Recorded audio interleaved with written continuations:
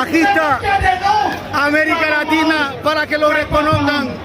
El líder de la dignidad, el líder del pueblo haitiano, se está dirigiendo a su pueblo en ese 17 de octubre, fecha que marca el magnicidio contra el padre de la patria. Moïse Jochal es el único líder que el pueblo reclama para una nueva patria, para una nueva sociedad. Aquí lo tenemos en su discurso dirigiéndose al pueblo de Miló. Aquí no hay elecciones, simplemente en la conmemoración del magnicidio del líder del padre de la patria. Aquí tenemos a Moïse Jochal dirigiendo para que lo reconozca, porque está buscando construir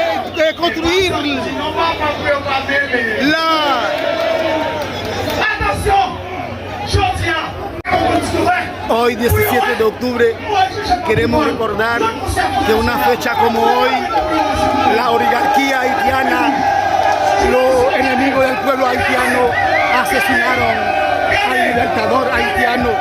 No solamente querían asesinar un hombre, sino querían asesinar un sueño, querían asesinar la esperanza del pueblo haitiano.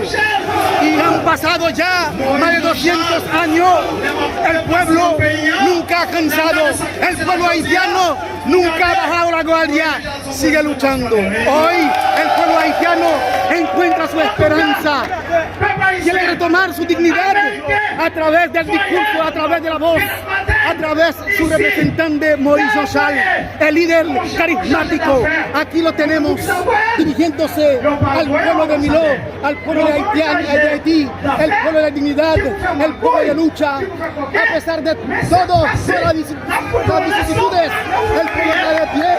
A pesar de la inseguridad, el pueblo haitiano está de pie. Confía en su líder, cree en su líder. Latinoamérica, le estamos presentando a ese líder, el único líder que el pueblo reclama, y está cantando. Bueno, es el líder carismático. Aquí le presentamos Moïse Jochal, Latinoamérica, Latinoamérica solidaria, Latinoamérica de dignidad, Latinoamérica de la izquierda. Aquí estamos de pie, el pueblo haitiano luchando, dando el paso al frente, ese paso de dignidad. Aquí le dejemos, el pueblo está cantando. No toque a Moïse Jochal, van a quemarle. Así está diciendo la canción, así está diciendo la canción. No toque a Moïse